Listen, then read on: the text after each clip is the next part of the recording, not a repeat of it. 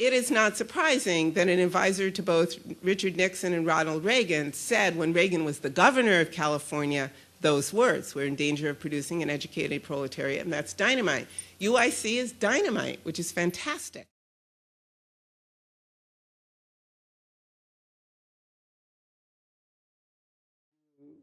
To me, all the way through, I've read Marx not because I'm interested in the pure theory or anything of that kind, or even I'm not really very excited about all the studies about, you know, his historical rootedness of his thinking in Hegel and, you know, Greek philosophy and all the rest of it.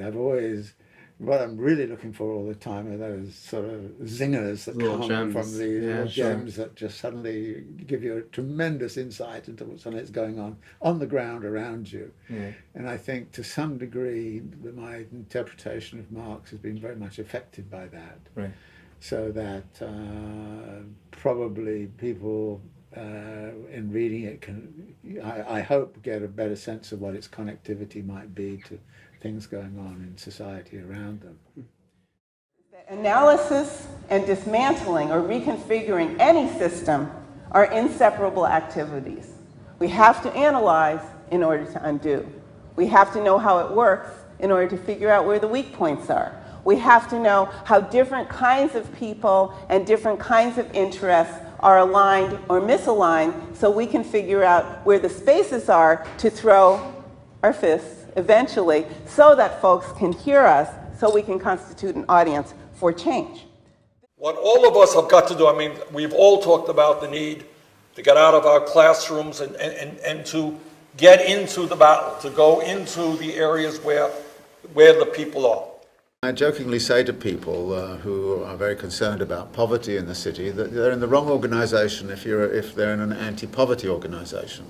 They should join an anti-wealth organization. Because that's where the real problem lies. It's the actual extraction of vast amounts of wealth by a very small group and elite. And that group has been actually in charge of politics. It commands politics because it basically buys politics. You know, the Mark Twain joke about Congress, that it's the best Congress that money can buy. Well, this is the group that has the money to buy it. And essentially they buy the political process, they buy the judicial process via the political process. They buy the media, they buy everything. So in a sense, we live in an oligarchy where certain things are actually kind of structured around their wants and needs. This is absolutely fabulous. This is fantastic. I mean, you know, this is great. I couldn't imagine that London would get like this. And you're doing a really, really great job. And this is really, I think, going to change things. Because one of the things that I think we're learning over the last few years, actually, and particularly over the last few months, is that it's people on the street, in the squares, that really matters in the end. Because that's the only political force we've got. They've got the money. They can buy politics. They can buy the media. They can buy anything they want. We don't have that. The only thing we have is people. And a mass of people, and the more people mass on the... A few years ago, I wrote a book about the contradictions of capital. And I ended up with 3 contradictions, which were, I thought, the main contradictions which were threatening to the system as a whole. The first was the requirement of perpetual growth. The second was the real problem of keeping capitalism moving in the face of environmental issues and environmental concerns. And the third was something called universal alienation. So that the system is about perpetual accumulation. And it cannot exist and continue to exist without that perpetual accumulation. Are we approaching the point where we're actually beginning to exhaust everything? Everybody knows the fight was fixed. The poor stay poor, the rich get rich. Marx had a notion of the totality, you know, and it's a bit like, it's an organic totality, like an ecosystem. And there are 3 moments in the circulation process of value in motion. There is the moment of production, where value is being created through active engagement and the labour process. Then there's the moment of realisation where the commodity is taken into the market and it has to be converted, the value has to be converted into money. Then there's the moment of distribution, where it's segregated around and different things happen between the different factions of capital, and then there's the moment of reinvestment where it comes back into production. And what I try to point out to people is that Marx wanted to insist that it was important that we understand the relationships between production, realization, and distribution. Now, if you want to understand the totality of something, you've got to understand how all those moments come together. And people, in Marx's history, people keep on saying, well, production is the moment. You know, and well, we always have to come back, and it's more important than the others, and therefore, and that comes partly from the fact that Volume 1 is such a beautiful book to read, while the others are not. But it also, you know, fits with certain other presuppositions that I think many Marxists have brought. Social reproduction is dialectically connected to production. It's something that is required if production is going to continue, if any social formation is going to continue. There has to be a reproduction of, like I said, a differentiated labor force, a population is capable of working the means of production, which includes the environment, so that you can't sully, you know, in older forms of reproduction, there was kind of destructive forms of production, much more so than now. So we're not, you know, undestructive, of course, but there was a sense of like, well, we'll just move on. And now, and I want to include the environment in any definition of social reproduction, that is part of what has to be maintained and available for ongoing production. What Marx is talking about this period of the 16th, 17th centuries, there's some fabulous accounts of the class struggles that went on around that, the levellers and the diggers and all those other elements in British society, which were violently resisting accumulation by dispossession. They were not yet in the wage labour force, but they were resisting the dispossession that was occurring to them. And the same thing works today. A lot of global struggles are being waged against dispossession. And this comes back to the question of which form of class struggle is going to be at the heart of any kind of revolutionary movement. Now, I've made the argument in the brief history of neoliberalism that capitalism since the 1970s under neoliberalism has not been very good at generating growth. Therefore, the immense quantities of money which have accumulated in the upper classes has almost certainly not come out of growth. A lot of it has come through accumulation by dispossession. I want to pick up, just to make a thread from what David was saying, it's that those tax cuts that these oligarchs and billionaires or millionaires have instated, and the kind of rich people's politics, the purchase of a political formation, is manifest in particular kinds of disinvestments and particular kinds of dispossessions. I mean, to use the language that you've made so vibrant of accumulation by dispossession, that accumulation, those tax cuts play out in particular ways. And the way that I've looked at them and what kind of grabs my political passions is about social reproduction and mostly because I can imagine the entire world in and around social reproduction. But in order for a social formation to persist, including a capitalist one, there has to be social reproduction. And that means the means of production as well as a differentiated labor force. I think it's not an accident that today, in a very different context, but in a moment, in a time in which, again, we witness a massive expansion of capitalist relations across the world, and the most brutal expansion with very similar phenomena. Land privatization, massive displacement of people, dispossession from the land or from the jobs or from the services, from the means of reproduction on which people relied for their survival, massive dispossession of that. And this is a global phenomenon. For example, a factor at the origin of many forms of femicide or feminicide across Latin America and parts of Africa, is precisely the new forms of development that are now more and more centered on extractivist politics. By extractivist politics, I mean, mining, oil drilling, right, and the construction of mega projects like hydroelectric plants, big highways, so that the wealth of this country and the labor, what the labor of this country produces, can be exported, throughout the world. And all of this require, again, massive displacement of people.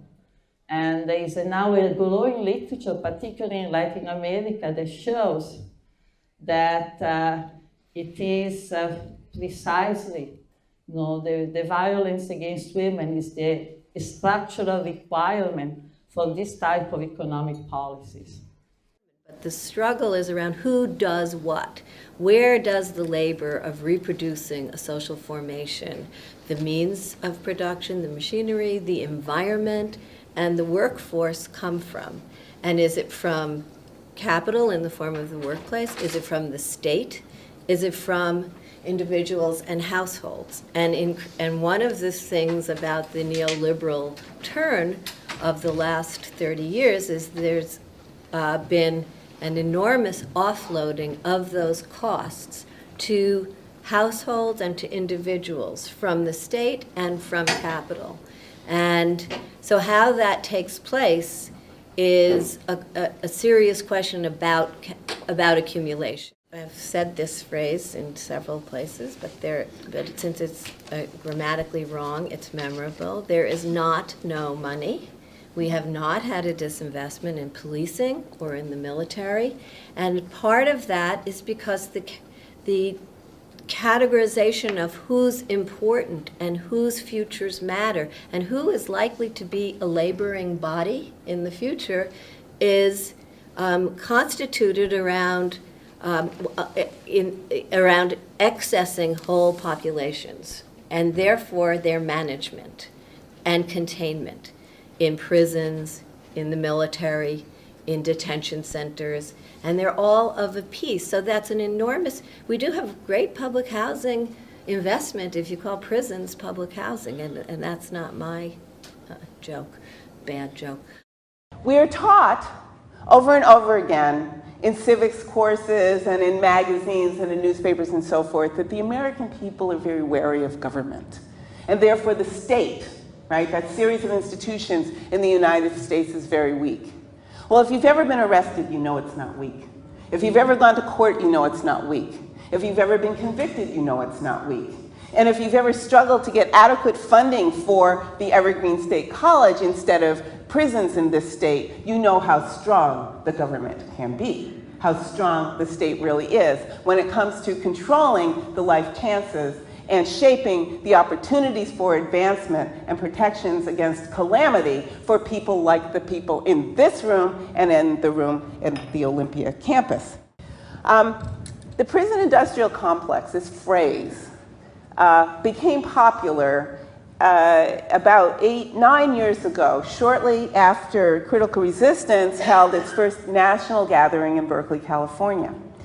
And the person who coined the phrase, Mike Davis, coined that phrase because he wanted to get people to think about the relationship between and the complexity of prisons and all of the other factors that go into prison expansion in the same way that President Dwight David Eisenhower tried to use the phrase he coined, military industrial complex, to get people to think about the perils in the growth and expansion of that complex way back in the 1950s. and early 60s. Right? And so in thinking about taking apart the prison industrial complex, we have to think about who all these people are, what their relationship is to the complex, and where, again, those wedges might be, where we can begin to crack apart a huge and complicated system. Capitalism requires inequality, and racism enshrines it. In the United States, throughout the whole history of this polity, since its inception, has been the racial state.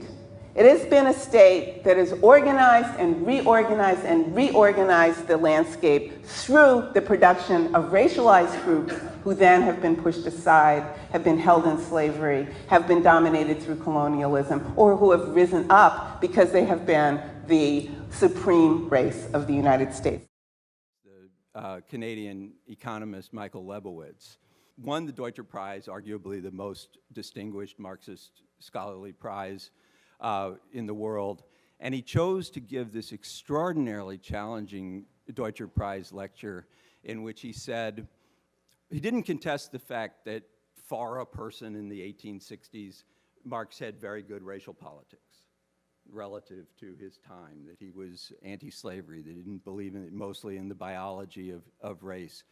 All of that, he had extraordinarily good and revolutionary views on the Irish question. But what Michael argued was that all of that was wonderful, but didn't influence the theory. And so at the level of theory, Lebowitz argues, he's an economist, so he argues that you actually need another variable in the equations in capital, and that other variable is the necessity to divide workers. That a part of the logic of capital is to keep workers divided. And so, in contrast to all of us, myself included, who have tended to write about race and class as if race were outside, and David Harvey says this very explicitly, as if race were outside the logic of capital altogether, Lebowitz is trying to argue, and he extends this argument in a book called Beyond Capital, and this week writes a cool little article on the internet called Hats and Men that kind of summarizes the same set of ideas. And the ideas lead us to ask whether it might be the case that the production of difference, what Lisa Lowe calls the production of difference, is actually essential to the capitalist project. That one way that you get out production is to produce difference and to keep workers divided. And he said that actually deserves to be a part of the plot of capital. That racial capitalism is all of capitalism. There is not 1 minute in the history of capitalism, not 1 minute, that was not racial. And that means, write this down, that means that if indeed, as many have argued, the capitalism we experience today had its origin and early development in rural England, then the relationships between and among the people in that rising capitalist system, all of whose ancestors might have become white, was already racial. Following that? And if you want to review that, you can read Abolition Geography and the Problem of Innocence. It is repeated there by me.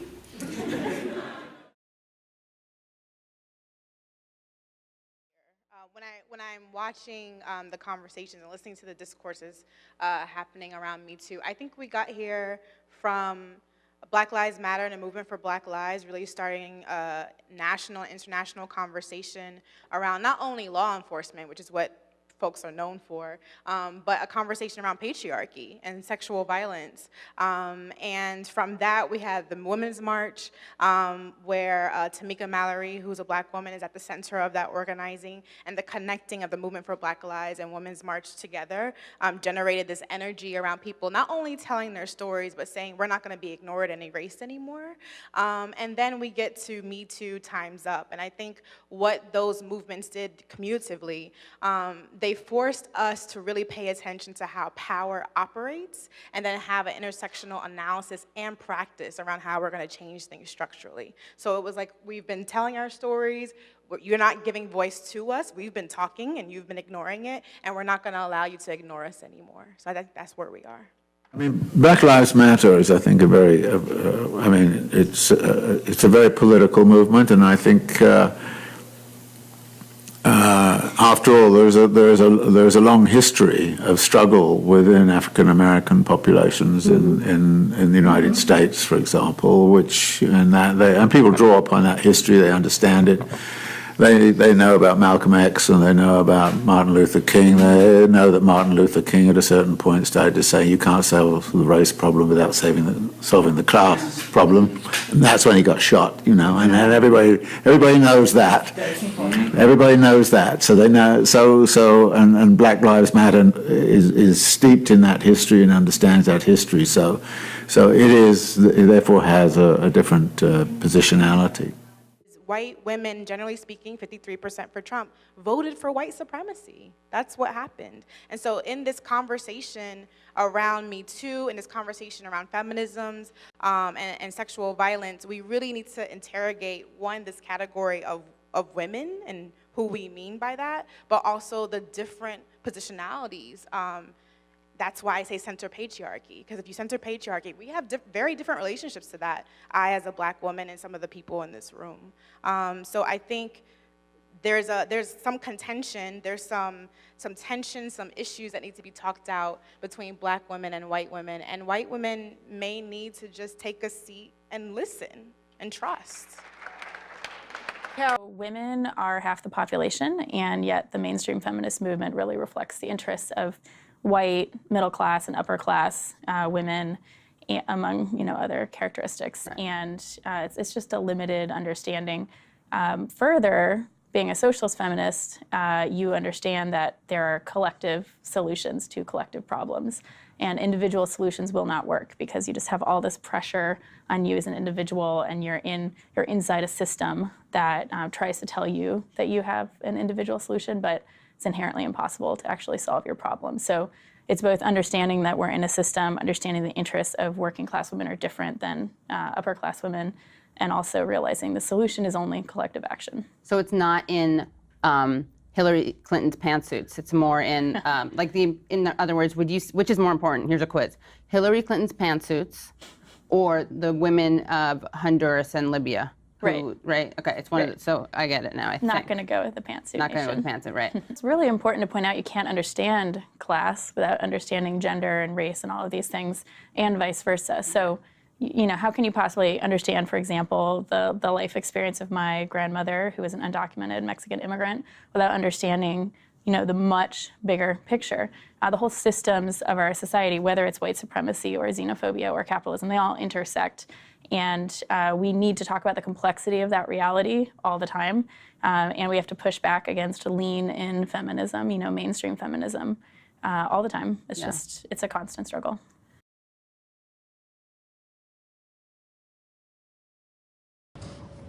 Okay, so what is to be done?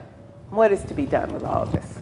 Connecting issues and people and places is what building coalitions is, right? Building a coalition has in common with interdisciplinarity is this. In both cases, they're experiments. A political experiment trying to bring people and issues and places together to achieve something, and an intellectual or research experiment to try to combine, as I said, analytical methods and questions in order to figure out another way of understanding a problem, right? They're both experiments, and when they work, they can be reproduced by others. In short, the scientific method holds a little water here. Now, let me give you some examples from the field of my own activism. Environmental justice.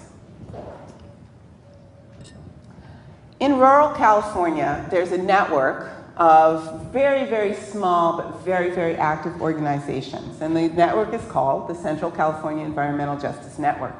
These are mostly people who are from communities of color, from the very kinds of communities where prisons in California have been built. These activists from all over the region got it. They got it. They understood what we were saying, not because it was magical, but rather because we in our activist organization, the California Prison Moratorium Project, had sat down with communities and become students, as we had in the Mothers organization I talked about at the beginning. We had read environmental impact reports. We tried to figure out how prisons really were, not like environmental hazards, were environmental hazards. And we discovered a way of talking about it that made a lot of sense to grassroots activists. Some of this is about identity. Clearly, women as a community, and we can define that many ways, experience a certain, are disproportionately experiencing sexual harassment and sexual violence. I think men who are queer, and we have the stats that show that men who are queer, men who are trans also experience this violence. But if you censor patriarchy, you can deal with all of that. You can deal with the different ways that those folks with different identities experience the same force of oppression. Does that make sense? We can have, in a feminist project, we can have a conversation about how women are catcalled on the street, are being raped in disproportionate numbers, and at the same time have a conversation around how men are also experiencing that, but differently. That's why it's a feminist project. It's difficult. It's hard, it's slow. I think some of the frustration we're seeing in this moment is how to do that intersectional work simultaneously, right? Some of the tiffs that we see is my oppression is more than yours. But if you censor the system of oppression, then we all get to work against that thing together. And we have devolved ourselves and then wonder where our allies are. This happens over and over and over again. We say, this is my issue, these are my people, this is my vulnerability, this is how I am anxious about the likelihood of premature death. Now, who can I be in alliance with? I suggest to you that thinking that way is thinking in the dominant mode, and therefore undoing the dominant mode will be impossible. It is a militarized way of thinking when we think in terms of allies. Because when we think in terms of allies, then what we're thinking is that at the end of the war, these allies will go back to their place, and these allies will go back to their place, and these allies will go back to their place, i.e. nation-state ideology, territorialized ideology, and a fundamental, as it were, biological separation, whatever kinds of differences we are concerned to liberate. Many, most notably these days, Michelle Alexander, say, we need to build a movement. Yes, and the building actually isn't from scratch. That's the good news. There are already existing pieces in motion. So let's think for a moment about what's been happening in North Africa and West Asia over the last 9, 10, 11 months, what's called shorthand in the US press, Arab Spring. Many commentators, especially in the English-speaking world, wish to credit social media with the explosion of liberation movement in those regions, right? That somehow it's cell phones and Facebook made the revolution. Not buying it, huh? All right, that's good. Now, many people, Vijay Prashad, Paul Amar, many others have shown organizations were the basis for that amazing social movement. So the point is not that there was nothing spontaneous occurring. Of course there was. But the spontaneity was also met with preparation. Yeah? Right? Opportunity. Preparation, opportunity. That's the definition of luck. It's also the definition of revolution. I think there is a lot to be said for the ways social media have been used to alert people, to connect people, to, all of this, the kind of attention to the Arab Spring and to Occupy, but also there was a ton of organizing on the ground that got occluded by the romance of the Twitter revolution. And if there's not organizing on the ground, all that communication is not going to lead to much, except for like maybe a co-presence for a brief moment and then not much else. I mean, I think if you look at the fact of Occupy and its spread and the so-called Arab Spring, that those things were almost inconceivable months before they happened. And they happened.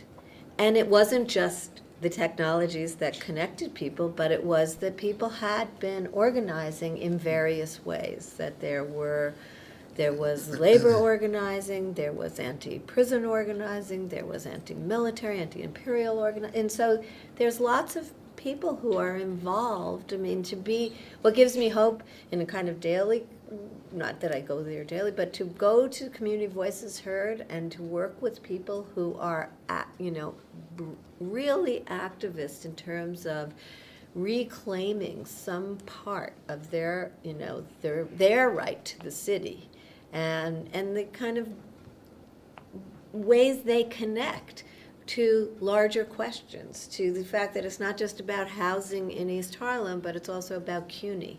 And then it's not just about CUNY, it's about, state welfare reform. Or, they started as an anti-WEP organization, so the work employment program, the welfare employment, it's the slave labor program that was, I'm sure you all know about, but that they then moved into housing. But they connected, from one of the things that inspired me is they connected to Brazilian activists in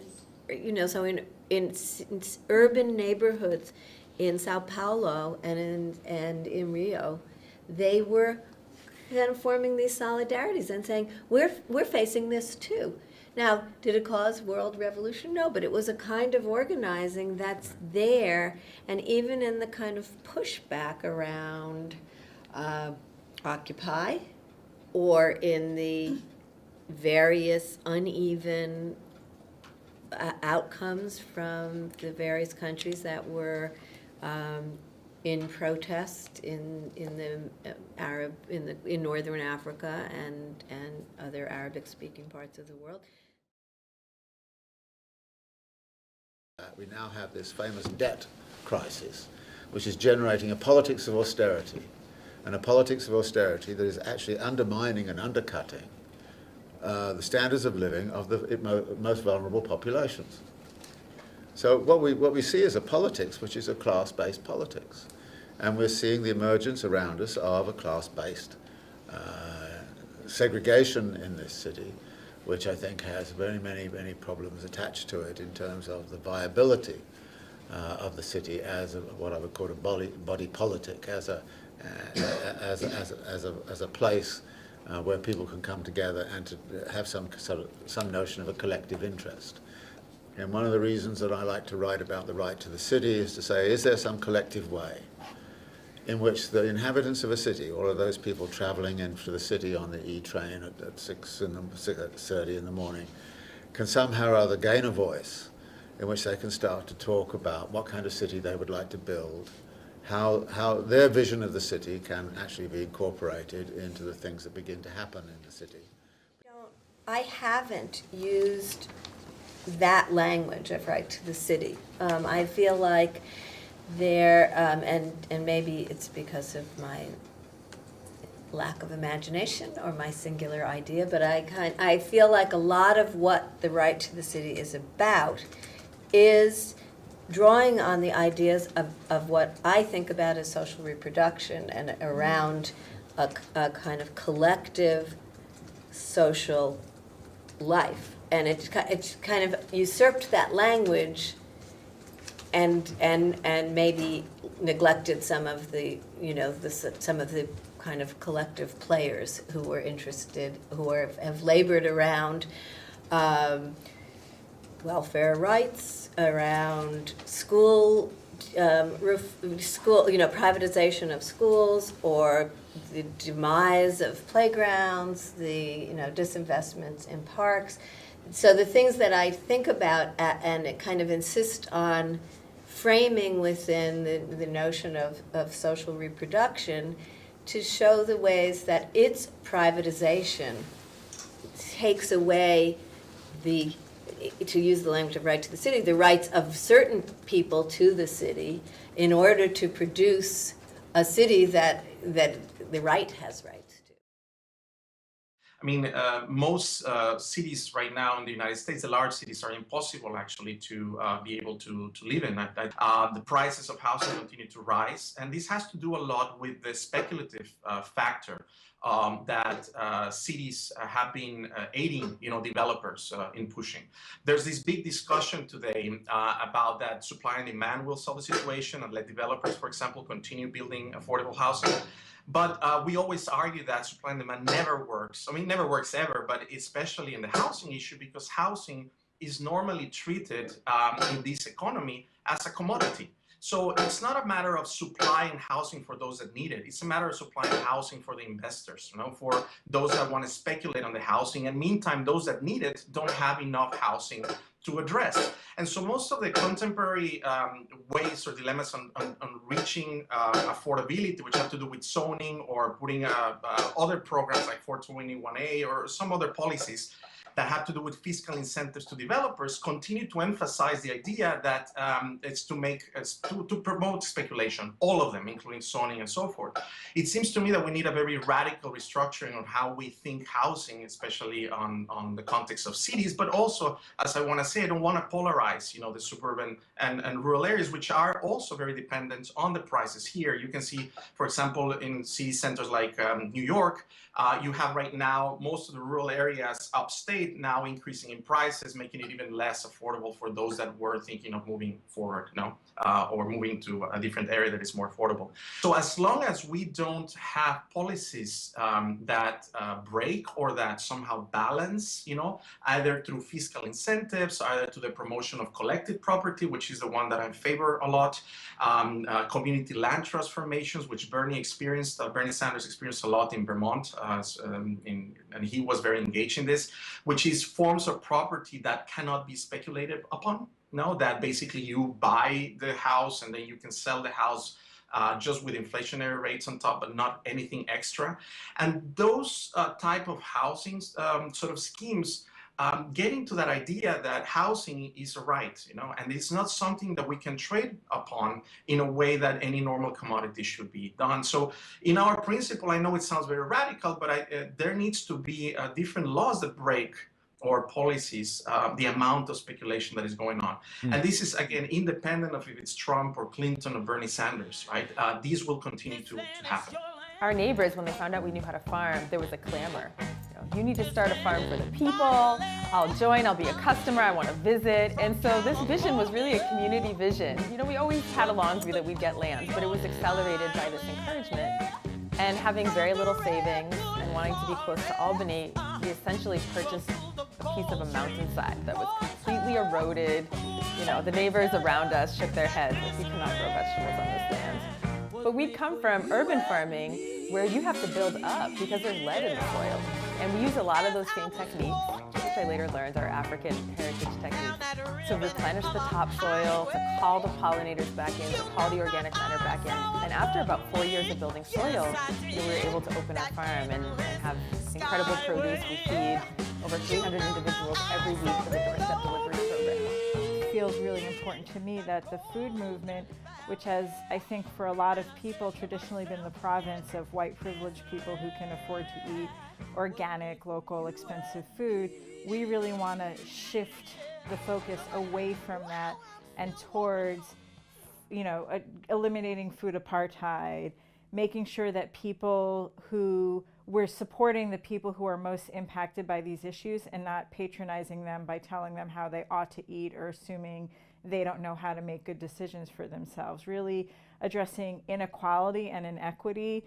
We're not trying to save people, we're trying to support work led by people who are really struggling the most in this current time that we're all in. Agriculture isn't being taken seriously as a political act of resistance, right, and resilience. When folks think that urban ag has a white face and it's a hobby, right, that does a disservice to all of the communities that have started urban gardens as an act of resilience and a way to feed themselves and a way to support themselves.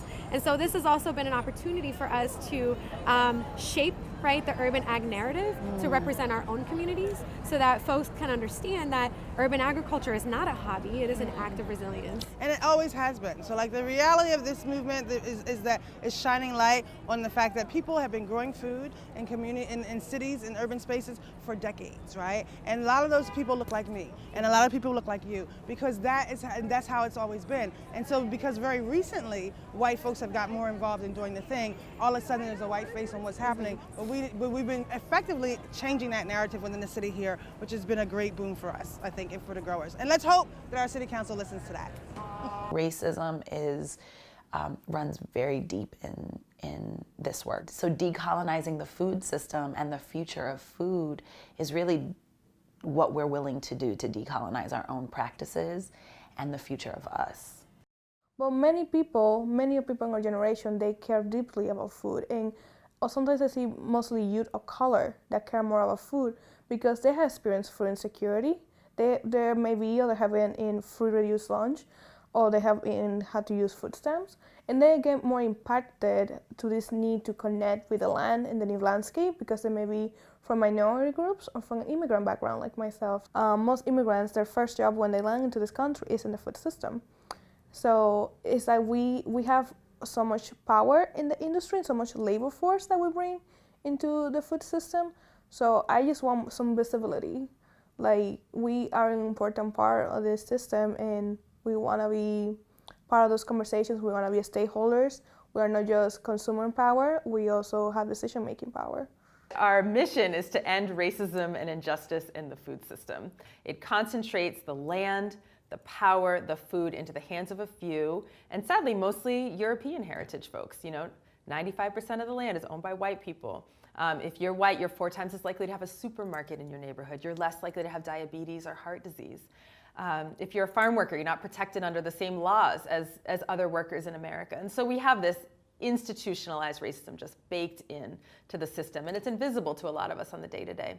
Is to be rabble-rousers and change policy and change the way resources are distributed so that we have the means of production to make lives on land. What the bill has to make sure is that if we're going to talk about urban agriculture in terms of an economy, then we have to make sure that the outlets is open for everyone, and that big people with big pockets and big influence are not going to come in and push the people who have been doing it for so long as a survival mechanism being pushed to the side. The bottom line is that there is room for everybody. Okay, so how do we make there be room for everybody, Issa? Well, there needs to be land that is also accessible and affordable to low-income people. Woke Foods is only a catering company right now because I cannot imagine how I would buy my own restaurant. Not only great ideas, but that are intersectional with all these things that we're talking about around race and gender and socioeconomic status, but we do not have that financial backup, and because of the racial wealth gap, I don't know if I will be able to ever access millions of dollars to buy a storefront.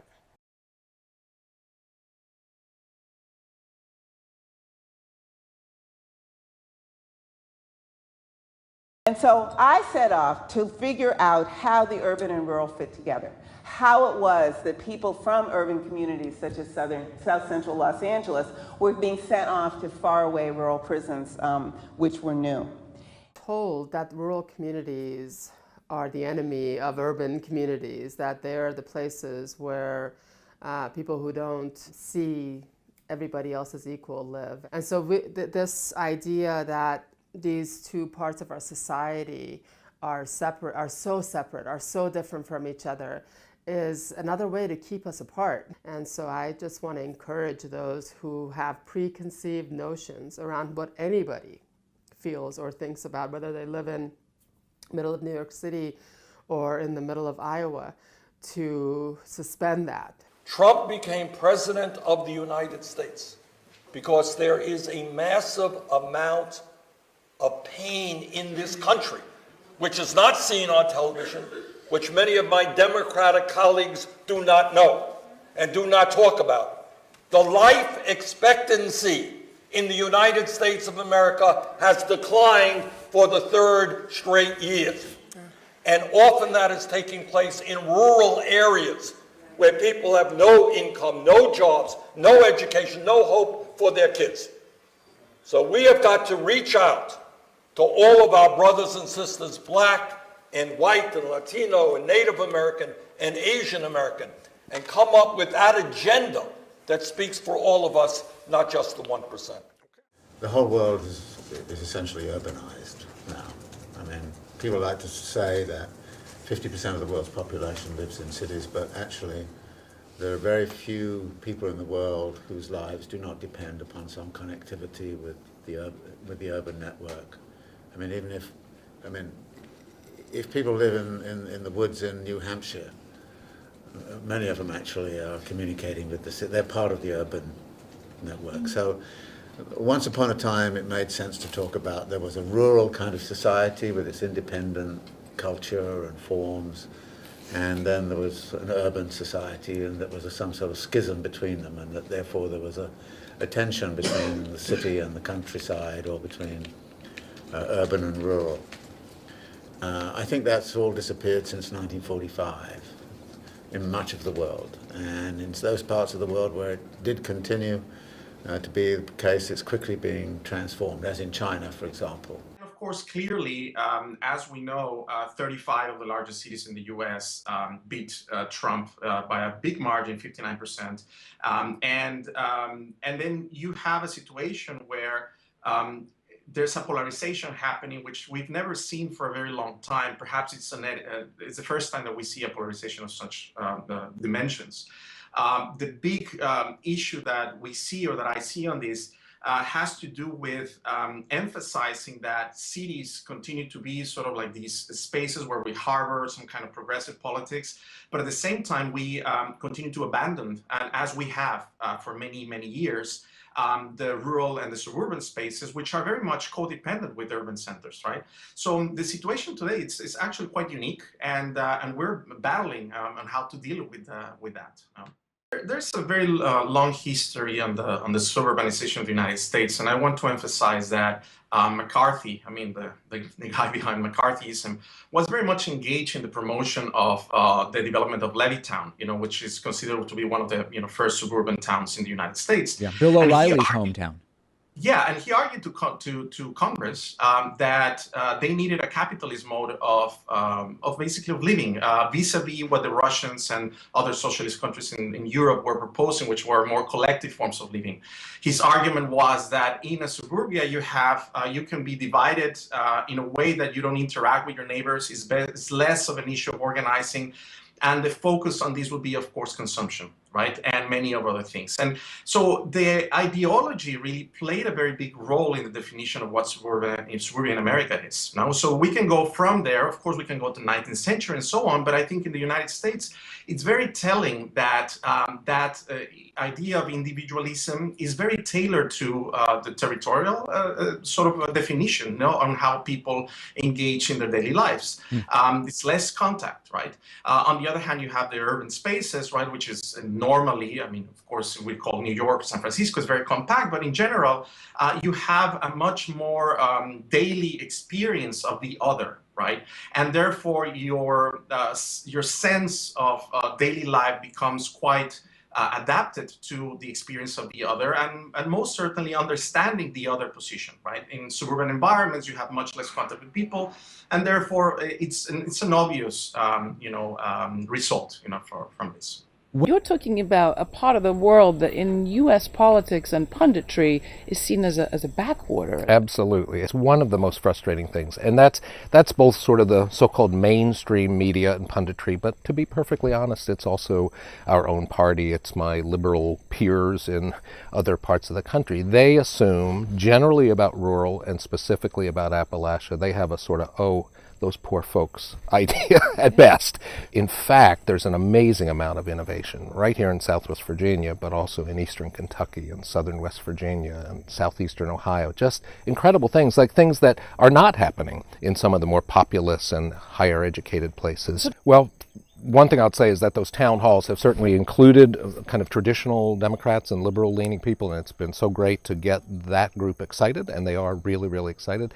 And then on top of that, it's included a whole bunch of folks that have not been in the choir. And having this much broader base of people kind of confirms this idea that a message that is, again, based on fighting the rich and powerful and uplifting everyday people is a message that a whole bunch of people in rural America want.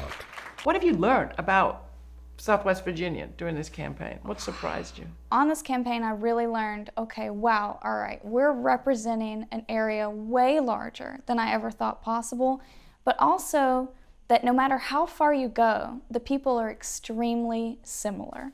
Whether you're in the coal fields or whether you're in Blacksburg, people share the same ideas. They might just have a different personal experience.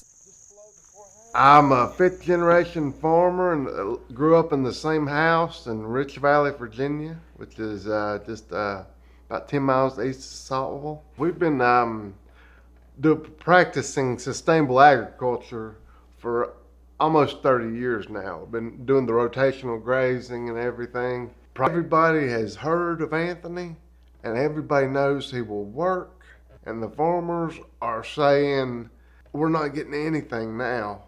Why not try something else? I'm a farmer and small business owner from Abingdon, so like you, I know hard work. For more than 30 years, I've been working with farmers, loggers, coal miners, school teachers, and community leaders to rebuild our economy, fix our problems, and fight for working people. It's what I call bottom-up solutions, and I've seen them work. In fact, I wrote a book about it, Building a Healthy Economy from the Bottom Up, which is full of examples from all around our region and the country. Many people in rural communities have stepped up in the fight against the actual building of prisons themselves.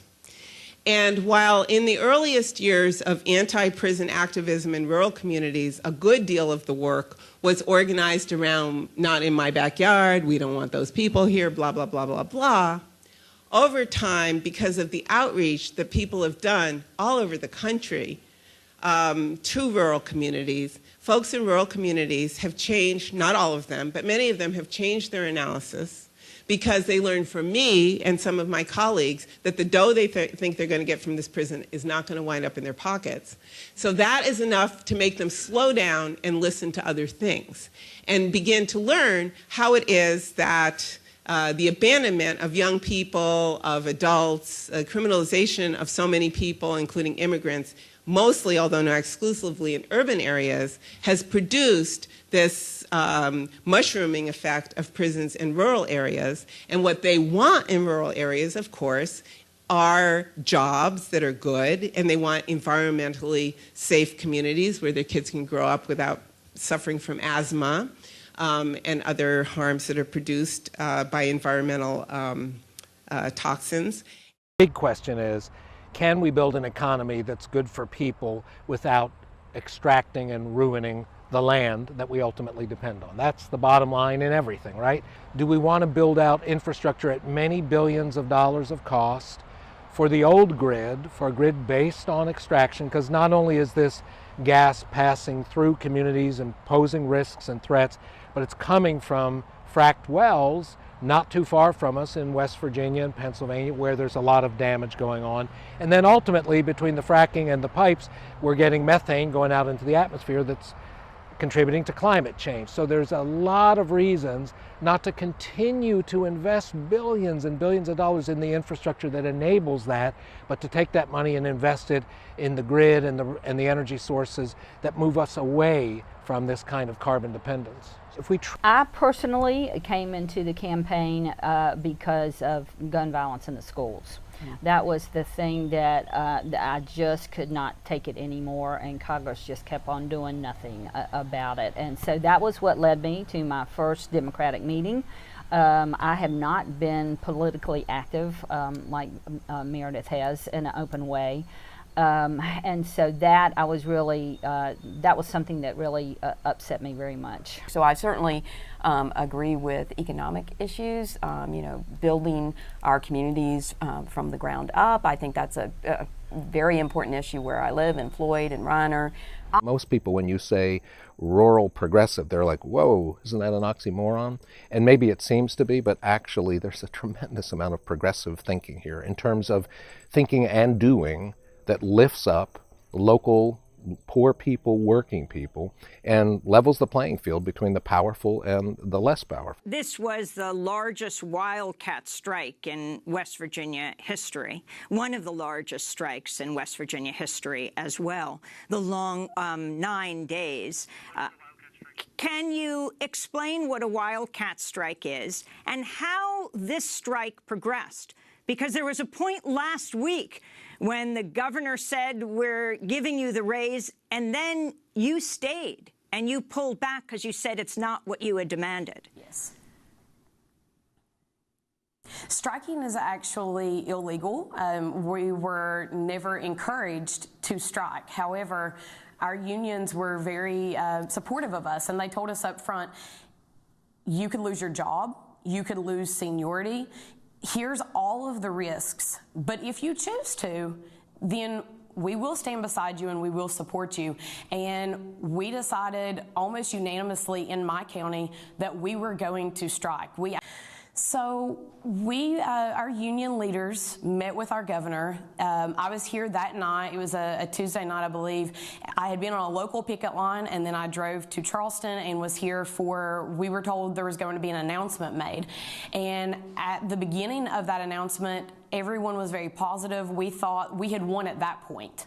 And then when people came out and they started telling us, our union leaders and so forth, when they started coming out and telling us that the governor had agreed to a 5% raise and that PEIA, which is our insurance, it's an acronym for our insurance program, when they told us that that would remain frozen, the crowd immediately started chanting, "See you tomorrow, see you tomorrow." The governor had agreed with union leaders that we would have a cool-off day, and so we were not scheduled to go back to school until Thursday. Our leadership had agreed that we would go back on Thursday in good faith. But the people of West Virginia, they said, no, we are not going to go back in good faith. You have to, this is the line we've been using, you have to sign, seal, and deliver it. You talk about unification and bringing communities together, and the last time we talked through Skype, you mentioned the fact that this was the cooks, it was the bus driver, yes. It was all of the workers who believed that in the raise, but also believed in the movement in itself. And considering the divisiveness and the separation that's going on in this country and around the world, what do you think world leaders can really learn from what you've been able to accomplish in bringing different communities together to fight for that specific cause? I don't think you achieve the change that you're looking for without unity. Mm-hmm. Unity has to be the core. And so in West Virginia, we knew that there would be a spark, is what we said, but that spark would continue to fan into flame. And so when we first started, we had 4 counties. Mm-hmm. And then went to 11 counties. We had 7 more join. And then it went to 55. And you can't get discouraged when you're at 4. Mm-hmm. 4 out of 55, some people might quit. Yeah. They might give up. 11 out of 55, some people might quit. They might give up. But if you can get all 55, we didn't have national media come in until day 3. Mm-hmm. So we went with 4 counties. We had 11 counties. We had 55, 55, 55, and then the eyes of the nation was on us. Yeah. The rise of right-wing populisms and nationalisms across the globe. I'm working with a working group of faculty from various institutions in the United States and Europe, charting the kind of rise of global populism. And we're working to figure out whether or not this marks a significant global shift in the configuration of power and governance and the rise of a particular form of global authoritarianism, or whether it is really distinct and different in different places, and what it would mean, therefore, for the ways that inequality and democracy are being enacted in different locations across the globe. I think, everybody tends to say 2008 was the crisis, and I see it as just another epiphenomena. And I think if you ask me broadly, one of the big impacts of it was that neoliberalism lost its legitimacy. Lost? Its legitimacy. Before that, there was this thing of somehow or other, it was a good thing, and free markets were going to solve everything, and efficient markets and all this kind of stuff. And there's all this rhetoric about how it was good for you to be neoliberal. Now, I think we are still neoliberal because the project of neoliberalism was always about consolidation and accumulation of more wealth and power and the upper classes, and increasingly in a very small oligarchy. But that project is still intact, but it's lost its legitimacy. So the only way it can retain its legitimacy is becoming more authoritarian and more autocratic. And of course, it's very helpful to have a populist base. And I think there is a direct line to be drawn from 2008 to the kind of revival of right-wing populist movements, not only in the United States, but I think in Latin America and also in Europe, and of course with others like Erdogan in Turkey and so on, and Modi in India. So we see a worldwide kind of turn to a much more authoritarian, with some legitimacy coming from the creation of a populist rhetoric. And I think the space here for an anti-neoliberal politics is very open. Why? Well, because you went through, you lived through neoliberalism and you saw through it and you knew what it did you. There is a historical experience there that you can draw upon and say this doesn't do anybody any good apart from the ultra rich, and the ultra rich are just benefiting from it all anyway.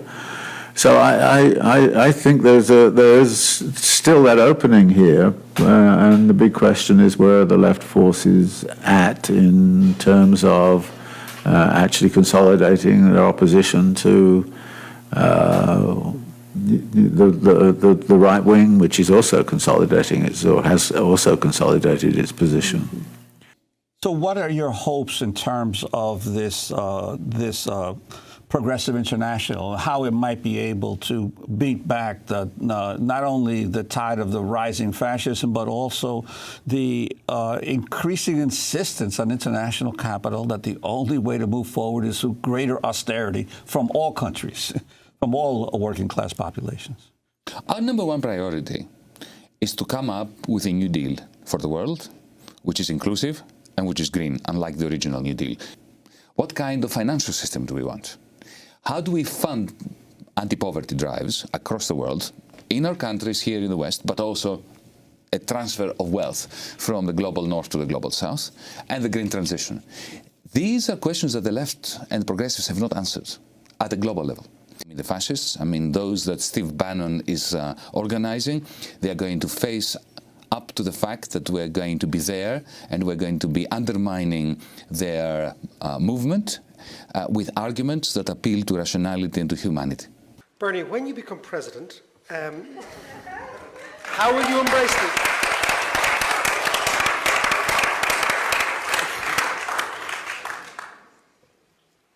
What are you going to do? It's a little bit provocative, David.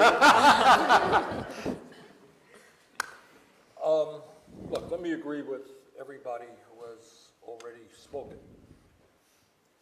The bad news is that we are facing unprecedented challenges. What Yanis will talk about, I'm sure, in a moment, is the rise of right-wing extremism all throughout Europe. We have talked about the climate disaster. We have talked about a broken criminal justice system. And by the way, let me thank my wife Jane for this, is that if this conference means anything, what it means is that we have to break the silos that currently exist in the progressive movement. Because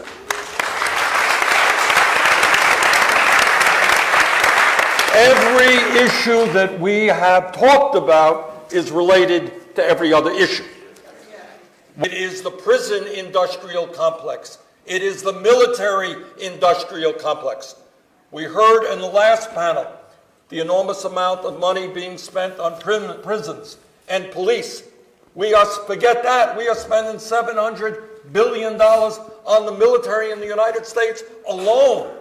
That is more than the next 10 nations, most of whom are our allies. Throughout the world, we're spending well over $1 trillion on the military. Think what that could do to alleviate poverty in this world, to provide the quality of education.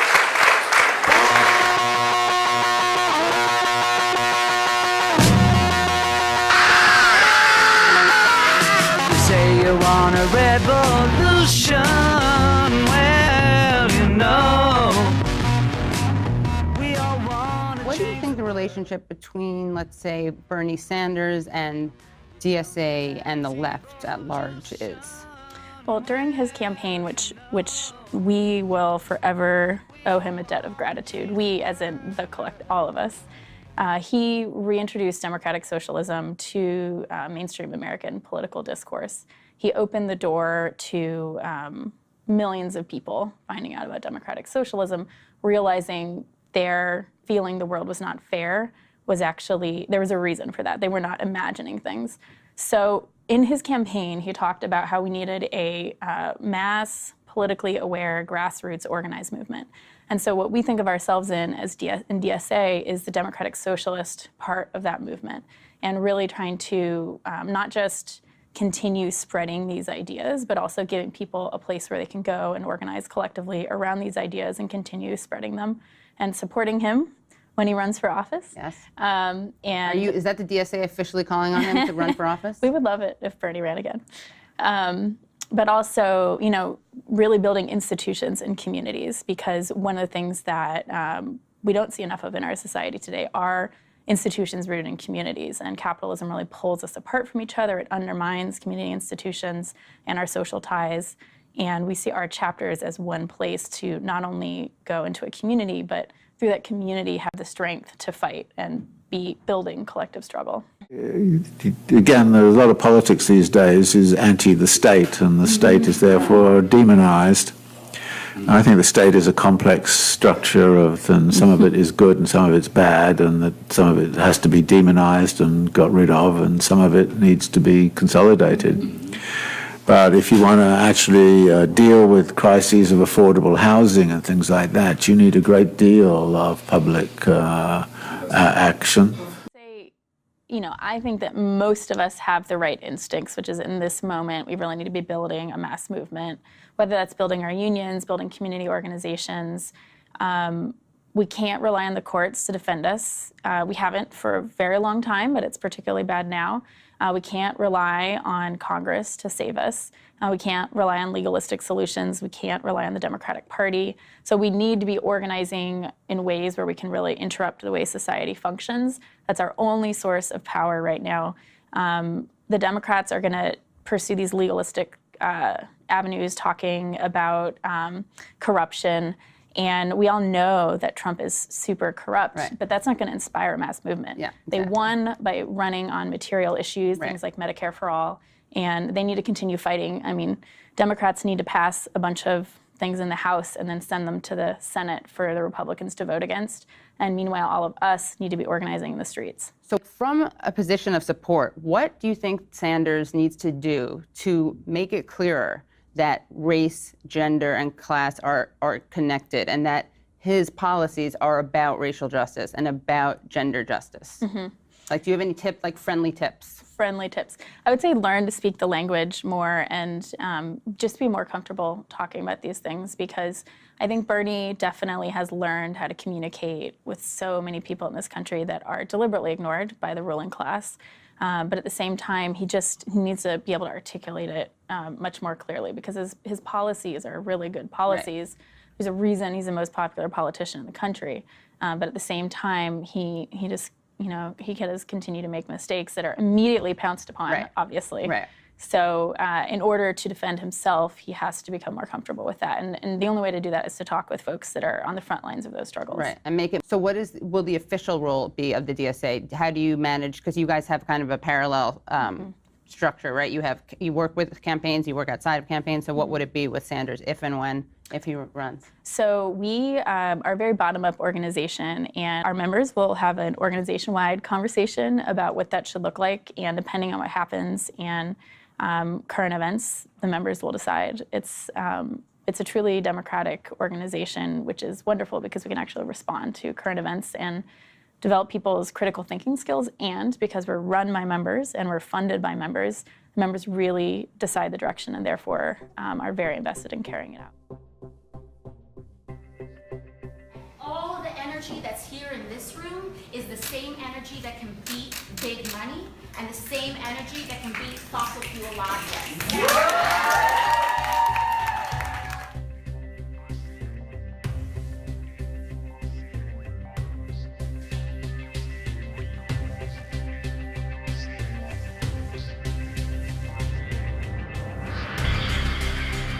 Sunrise Movement is working to build an army of young people to stop climate change and create millions of good jobs for our generation.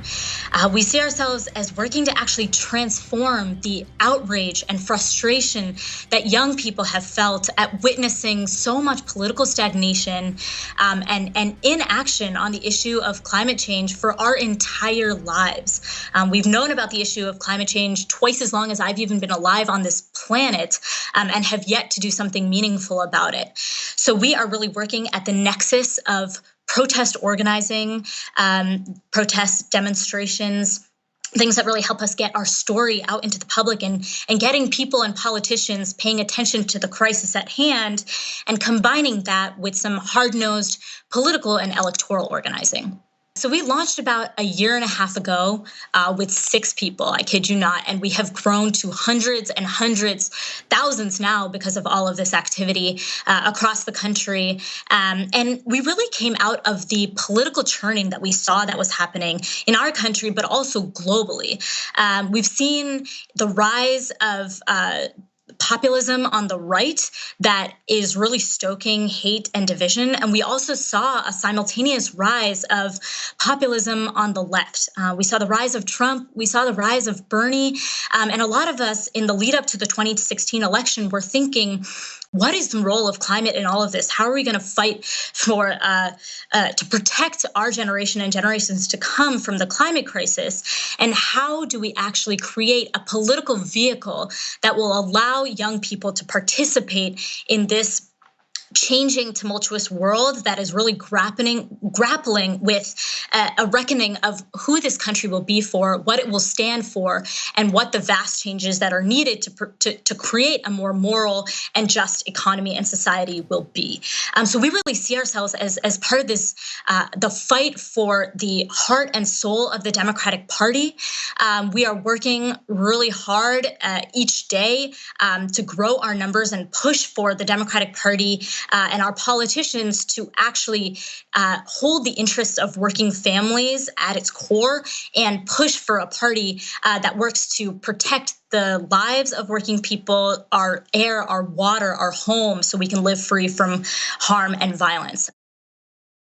In a general sense, unless we have some kind of transformation where the production process, if you want to put it in that abstract way, is brought into alignment with the ownership of this process, so that the ownership has a more social character, then the resolution of the crisis by a world state on a social democratic basis will be very temporary indeed. Only route out of this impasse, in my way of thinking, is some kind of alteration of the social ownership of the major production means and the financial system in particular. And indeed, this shows itself in some of the policy measures which have been mooted by the bourgeoisie, no less. The point is that this is a sense that where the source of the crisis rests and where the solution rests is some control, direct social control over investment decisions. Absent this direct control over investment decisions, right, then you're whistling in the wind. Well understood in the Swedish case, which is a fascinating, intriguing case. Also, it was well understood in Mitterrand's case. It came up again in Lafontaine, in Schroeder, in the German case, where in all of these cases, the Swedish case is the clearest. This problem was understood. By the way, this came up before from the 30s with Hilferding and these people, this issue, that the social democratic solution is necessarily a paradoxical one, which has the effect of strengthening that first of all, it's only accepted when the capitalist class is weak, politically weak. Right? Secondly, the effect of it is to strengthen them. The Labour Party's plan also includes transferring a portion of company shares to workers and giving them a third of seats on company boards. We believe that workers who create the wealth of a company should share in its ownership, and yes, in the returns that it makes. Employee ownership increases a company's productivity and encourages long-term decision-making. I can announce today we will legislate for large companies to transfer shares into an inclusive ownership fund. The shares will be held and managed collectively by the workers. The shareholders will give the workers the same rights as other shareholders to have a say over the direction of their company. And yes, dividend payments will be made directly to the workers from the fund. In the Swedish case, of course, what was attempted was to take the shareholder funds, which was held by the trade unions, and to move it to beyond that level, to centralize these funds and actually develop actual direct administrative control over key sectors of Swedish industry. That was a bridge too far for the enlightened Swedish Social Democrats. And at that point, the rebellion to the right began in the Swedish case, right, until the whole thing was overturned. For firms of over 250 people, up to 10% of the stock of those firms would go into a employee fund. And the dividends of that stock would be passed over to the workers up to £500 a year. Anything above that, by way of the dividends paid out, would go to the Treasury as a social fund for meeting the needs of British people, British communities more generally. That has already produced a lot of squawking from the Confederation of British Industry. As has a proposal to give workers, I believe, a third of seats on company boards. Well, in addition to that, in addition to the stock ownership, they're proposing that workers would have seats on company boards, yes. And it's already been said that that would lead to capital leaving Britain, et cetera, et cetera. You know, this can be radical, but it may not be radical. It could lead to the representatives of workers on these boards making alliances with the managers in these corporations of a kind that is narrow and particularist and self-serving to that particular firm, rather than, and the workers then get caught up in the competitiveness of that firm, the stock prices of that firm, et cetera. It's hardly the same thing as the common ownership of the means of production to have workers sitting on private company boards, or even for workers' funds to be owning 10% of the shares and getting the dividends from it. Nevertheless, insofar as one sees that as the of a more general socialization of the economy, and one can't do it all in one go, insofar as workers are encouraged to develop the capacities, are given the means of developing the capacities of indeed making the decisions with regard to what's produced, where it's produced, what's invested, where it's invested, and the very terms in which McDonald was speaking more generally, then, of course, this is a step in the right direction. If that really scares British capital or foreign capital, then the question arises, will they have to introduce capital controls? And ultimately, would they have to bring the whole financial sector into the public sphere as a public utility like the others? In fact, you could very well say that finance is not just metaphorically, but more than that, the water, the liquid that is the basis of any economy. But so, assuming these big banks will continue to be monsters, which they will, and get even larger, which they will, which they have been doing, right? How do we bring a social authority to bear on these key levers in the whole mechanism of global economics? A charter amendment that will go before Los Angeles voters on November 6th could put LA on track to create the nation's first municipal public bank. If created, the bank would put public dollars, that's things like tax dollars and electric bills, into the hands of public officials. Proponents of the historic measure say that unlike for-profit banks, which have financed things like weapons manufacturers and fossil fuel extraction, the public bank would make loans to LA for things like public education and transit, and invest in solutions to issues like homelessness and climate change. What we want to create is something more than just a public sector bank, but really a people's bank that takes this immense power of banking, which is to create money and decide where the flow of funds goes into our economy, and put that into publicly accountable hands to democratize the economy itself. Concern about it is usually coming from a dogmatic assumption that anything public sector is automatically going to be incompetent and squander our taxpayer dollars. Right. But in reality, the status quo is that the benefit of handling our accounts goes to private Wall Street firms, which intrinsically, by definition, don't have our interest in mind. So we can only make something better because at least this way, we have something that we can hold publicly accountable. The fact is what we're doing is not some pie in the sky idealism. It's based on empirical evidence. The state of North Dakota already has a public bank that has done very well for it. It's well run. It has record profits for 14 years in a row, has a better credit rating than many Wall Street firms, and it actually deposits profits or a portion of their profits into the state general fund. Germany has a public banking system that's similar to what we're trying to recreate called Sparkassen. It's a network of regional public banks. They're well run and have similar benefits to their locations as North Dakota's bank does for it. So really, we would be replicating a model that's already proven to work. Sparkassen banks are between 40 and 45% of all German banks, which are public. Now, some people are aware of the fact that Germany is, I believe, per capita, the #1 green energy infrastructure country in the world.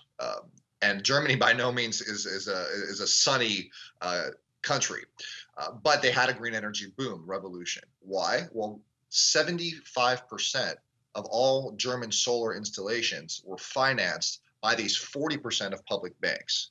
And so by identifying specific policy needs and then creating a fiscal network or leverage through good financing from these banks to actually make these things happen, we could replicate that here with green energy. Same with affordable housing.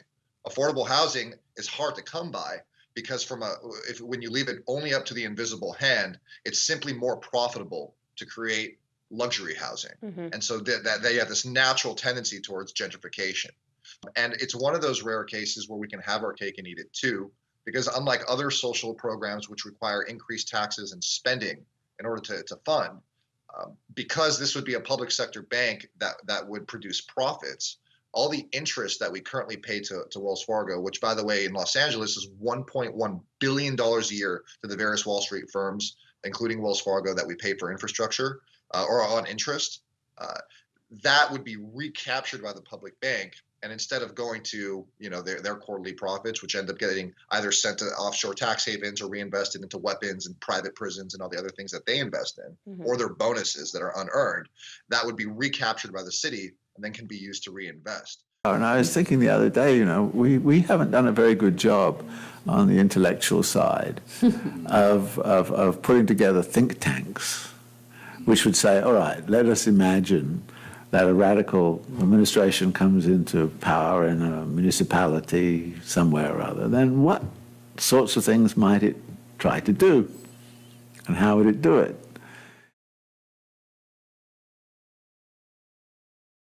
If you had told me 4 years ago that I, a working class woman that didn't have contact with the elites or with any kind of power, would be elected mayor of Barcelona, would be here with Bernie Sanders and all of you, I wouldn't believe it.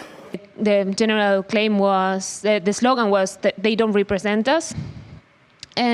But it was also a matter of actually implementing democracy. So 15M was an experience of being together, debating, deciding without any specific goal, without any specific aim, but it was a matter of exercising democracy. And this, I mention this because it shaped the way many of us saw politics after these events. It had a very big impact in our personal lives, especially for people who were disenchanted with politics, especially for young people, for people who didn't think that voting made sense, for instance, or participating in any kind of political activity made any sense. And 3 years later, 2014, the project of Barcelona en Comú started. Many people stayed active after 15M, and they joined certain platforms and movements and their neighbors associations and different kinds of activities. But there was this idea that there was an invisible, I call it like an invisible class ceiling. There was a limit to what could be done from outside political institutions. And therefore, we needed to go from lobbying, protesting, criticizing, to actually building alternatives from within those institutions. I'm very sympathetic to a lot of what it is that seems to be going on the left in terms of, cultural critique, the attempt to look for what I would call sort of unalienated islands of being able to do things differently and outside of this overwhelming commodification logic. And I'm very sympathetic to those sorts of the politics that go along with that, and solidarity economies and the like. But then I ask the big question: who's going to take on what I call the state finance nexus, and deal with what we've just been talking about, the kind of the vast robbery of assets that's going on around the world, and what happened in the crisis of 2007, 2008. How is that going to be addressed? So we came together around our shared goals for the city, and without having any media or economical or political power, we won the elections 3 years ago. I was elected a first woman mayor in the history of Barcelona.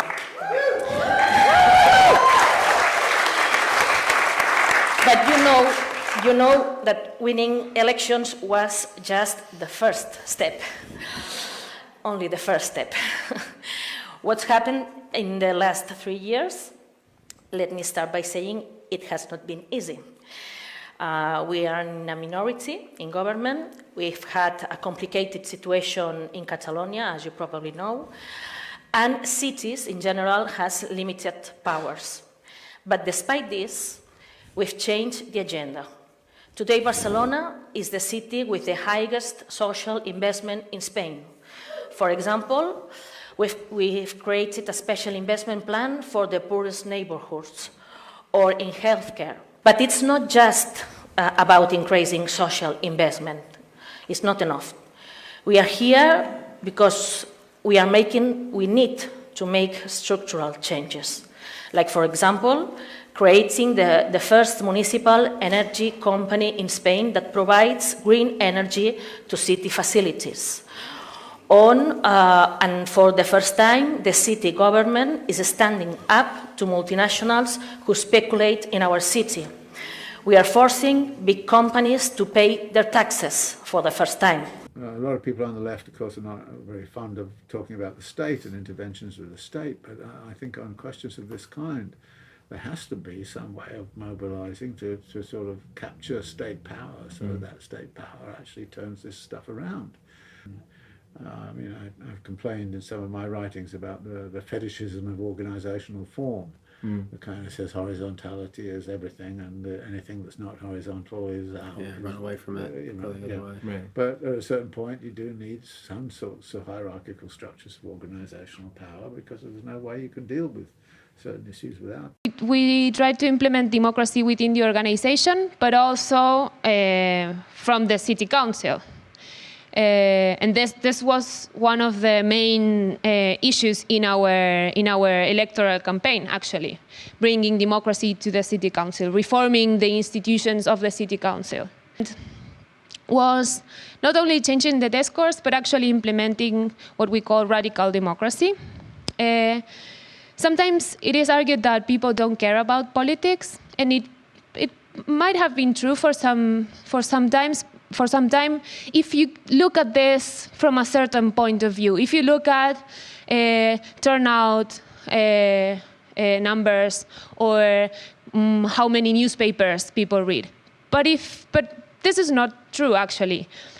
Studies about political culture that are done worldwide show that people value democracy, but just not the kind of democracy that they have.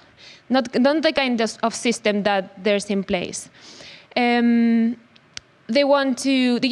People value democracy as a way of self-government and promote as connected to the promotion of equality, but not as choosing someone and obtaining something in return, because that doesn't. People know that doesn't work. Organization is structured around neighborhoods and thematic groups. This means that they are partially autonomous. They decide which kinds of activities they want to develop, how they want to organize, like many things. They need to follow certain principles, but they basically decide what they want to do. And the thematic groups, it's the same. And all of those groups are represented in coordination in other decision-making bodies that coordinate all those individual groups. And then we have a general coordination that includes representatives of all the different groups in the platform. So that's how the daily activities of the platform are organized. And then we also have what we call the plenary. It's an open session where all the activists can participate. We just meet usually, every month or every 2 months to debate and to vote for the main decisions and topics that we need to address. So those are that local politics. We see local politics as the key for future political change. Of course, you can imagine this. We think that municipalism is is a good political strategy and we think this for different kinds of reasons. If we can do this in many cities or in many municipalities, then and it's becoming more evident actually in the present.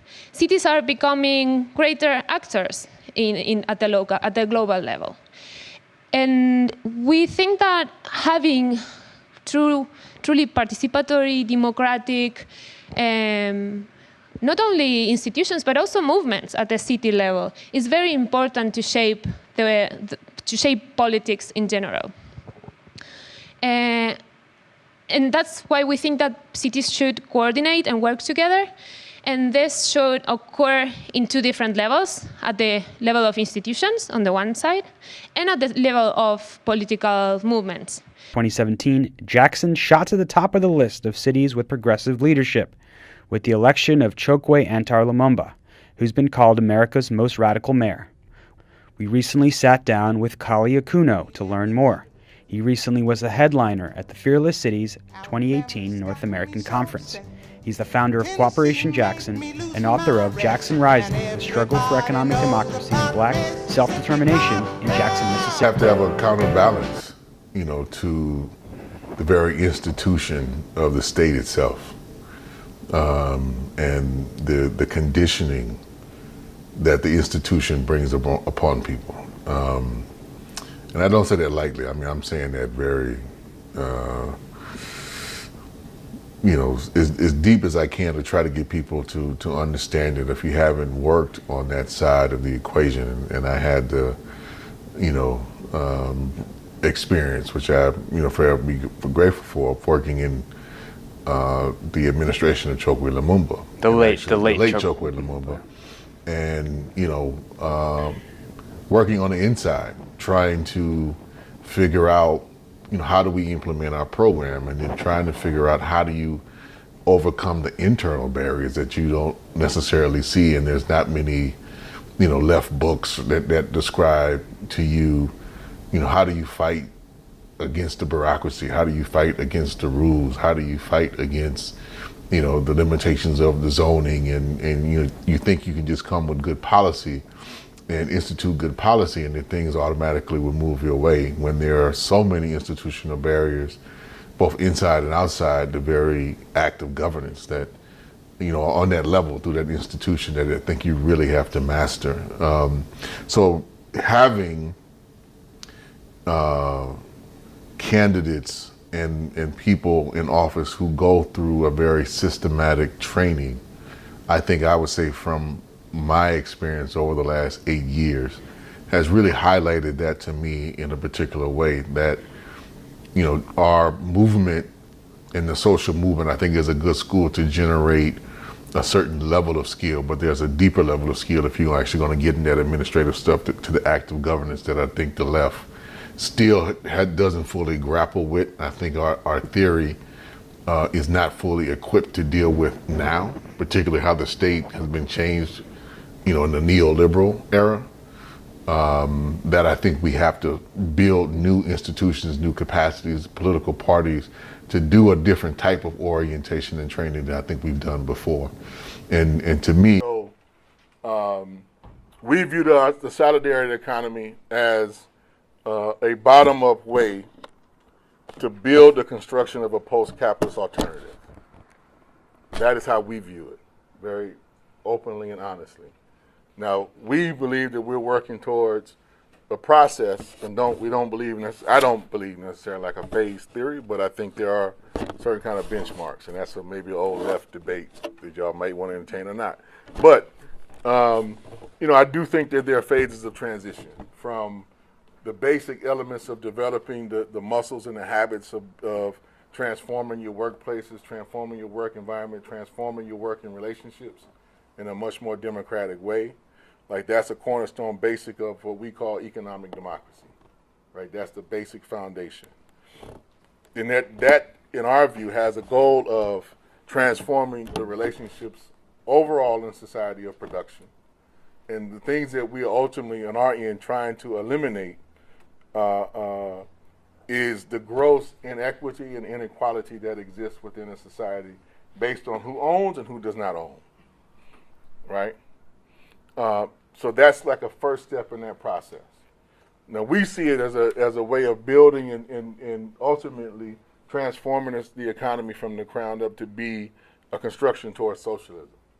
The enigma of capital, I suggested that radical transformations have to seize hold of a number of different areas of concern. One would be social relations, another would be technology, the third would be relations to nature, then production activities, then mental conceptions of the world, and so on. And my argument there was that we tend always to want to have a single bullet theory of transformation. You mentioned worker cooperatives. I think worker cooperatives can actually contribute in a very serious way to kind of some sort of transformation to a non-capitalist economy. But they contribute. They are not the answer. And if they are seen as the answer, then what we see with the history of many of these things, including Mondragon and things like that, is that they end up being sort of absorbed within, subsumed within the overall capitalist logic. And in many instances, that then leads people to become people become self-exploiters, and the self-exploitation which substitutes, and the cooperative becomes a kind of just another firm in a whole mess of firms.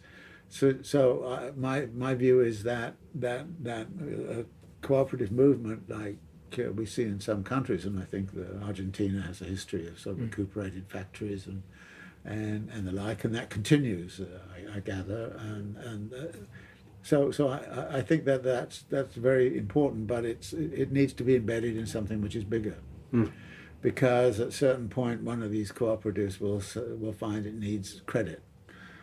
Where would they get credit from? Well, one of the things that Mondragon did was set up its own bank, so that if you have but then the own bank, now what happens to the bank when it gets integrated into the kind of the banking system as a whole? And as we see through the history of so-called community banks in the United States, which sound like very good, but on the other hand, they were very often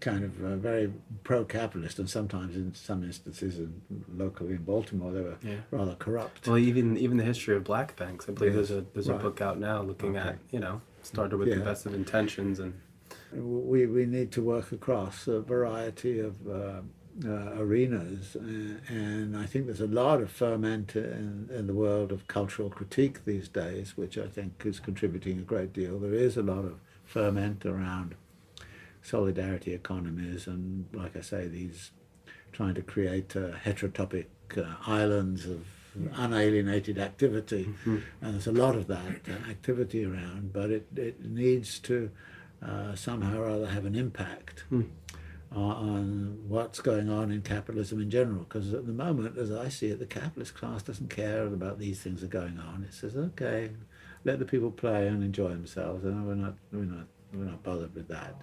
But it's when and that's why I go back to that Occupy moment when they pointed the arrow and said, we've got to go after Wall Street, and you're not going to go after Wall Street with worker cooperatives. A few other points: community saving, lending, and investing. Critical piece to the first one, right? Like, how do we pool our limited resources? We don't have the capital reserves of the opposite side of the equation.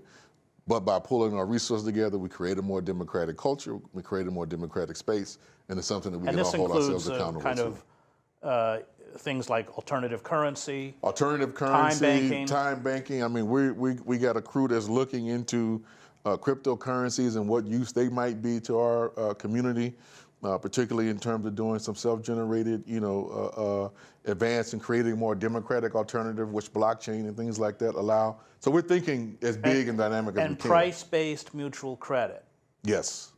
I mean, there's also, we're looking at with the time bank in particular. A time bank, we should just explain, is, let's say you're a plumber, you donate your time for somebody who's a carpenter, and you trade. Right, you trade. I don't know as a writer what use I am, but you fit right in. You fit right in. Because you can do some educational materials, or you could do something to help promote the work of somebody in the co-op. That would count as some hours, and you could trade for childcare or trade for some food or some other service. The point is, we're trying to create a different type of economy that is not dependent necessarily on cash, which our community is strapped for in the first place. there's popular assemblies in Jackson. How sounds great on paper, but how is that? Talk about how that's actually coming together. I want people to not over-romanticize certain things about Jackson. Jackson has its fair share of the good, the bad, and the ugly. And the people's assemblies, I think right now folks should know that in Jackson there are several groups who are doing something akin to an assembly, or they're calling it that. And I think, while many people are challenged by this kind of popularization of the notion of people's assemblies in Jackson, I think it's actually a positive thing. What I do think it speaks to is a cultural shift, and that we're moving forces more to the left and getting them to have to accept including people in a participatory way, or at least giving lip service to it, in how they're making their decisions, in how they're trying to implement whatever level of governance they exercise within their organization or within the social movement. But now you have many different models of what that looks like in Jackson. So you can't say that there's one model. To answer your question, you can't say that there's one model that now exists. I think there are contending models that are there, and I think that's a good thing. I think there's a way in which some of the differences can be very generative, in the sense of producing new dynamic practices, raising questions that in other space may not be able to be raised, may not be able to engage, but in a rights framework, particularly trying to really touch on the development of economic, social, and cultural rights as a bedrock for us. So this piece, particularly around human rights budgeting, is to put those principles at the center of a process which is about, first and foremost, the participatory piece. It's getting as many people in the community involved directly in the say-so of where the revenues are and what the expenditures are, and making determinations as a community, beyond just the little representative that you elect, beyond the community to say, we think this is more important than that. We think providing more services for our children is more important than putting more cops on the streets per se. So that's a political choice that we are trying to engage in to create a democratic culture where we argue one really does not exist. Representative democracy is not a true, from our vantage point, is not a true expression of democracy. Well, that's what you created, what you better. call people's assemblies. People's assemblies. And that is something that we've been pushing, I would say, really, the motion of it has been a defining feature, I think, of our particular kind of project. And the piece there is, how do you create a new culture? How do you really create democracy? We always make an argument that we don't live in a democracy, and we don't know what that actually is. None of us really have had much experience at true democracy. So it's a struggle for us to get to that place. And it's something that by creating people's vehicles like the assembly, that we're experimenting, right? And we're gonna make mistakes along the way. We're gonna have differences along the way. But the piece is to put that front and center in a transparent way, and we can struggle it out. And I would say it's really one of the cornerstones of who we are and what we're trying to do. And why? Some people, why are, a group of poor black folks in Mississippi concerned about this? People got to understand that if we don't take some serious concerted action soon, large parts of my community are going to be underwater within the next 25 to 50 years, maybe even sooner at the rate that we're going.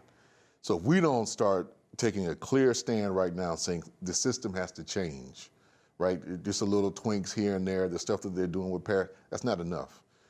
And we have to start by transforming how we do production, distribution, the consumption, and its kind of recycling. That's something that we have been trying to integrate within our own practice, in setting up the cooperatives and in setting up these democratic principles to make sure that that's there, and trying to alert everybody, like, look, it's not just an issue of the climate changing and us being potentially pushed out of our community as a result of the rising tide, but we're doing amazing destruction to the earth and to the species on the planet. We're in the middle of a sixth extinction event, and we need to be serious about it. I'm going to quote things that we've grown to deeply understand, of been pushing ourselves and interrogating further, and really learning and trying to learn as much as possible from indigenous worldviews and perspectives around how we have to relate to each other and the earth profoundly differently.